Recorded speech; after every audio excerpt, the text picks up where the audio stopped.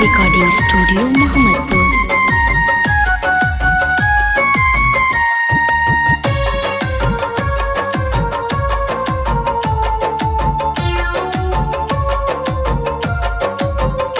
जब से छोड़ के तू गइलू ससुराए जा, हरदम अखिया रोवेला। जब से छोड़ के तू गइलू ससुराए जा, हरदम अखिया रोवेला।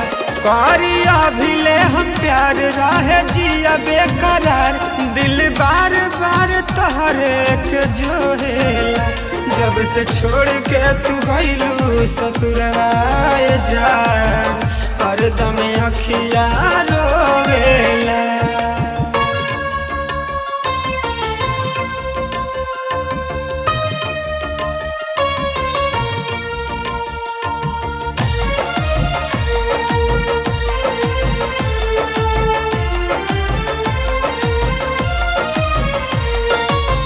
देखल हमर सपना तू तो कइलू बेकार हो, झूठा रहे वादा तोहर झूठे रहे प्यार हो।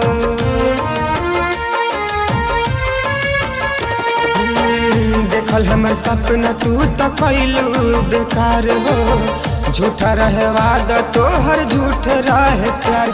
मिले नाही सुकून आके कद हमर खून, कुछ बाचल न बाटे खोवेला। जब से छोड़ के तू गइलू ससुराए जा, हरदम अखिया रोवेला।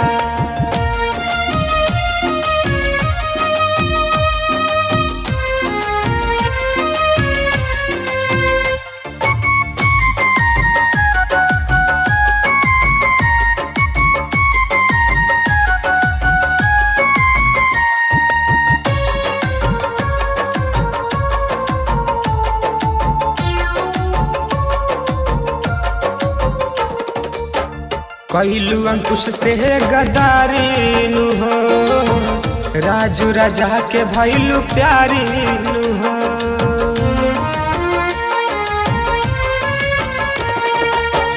कइलू अंकुश से गदारी नु हो, राजू राजा के भइलू प्यारी नु हो।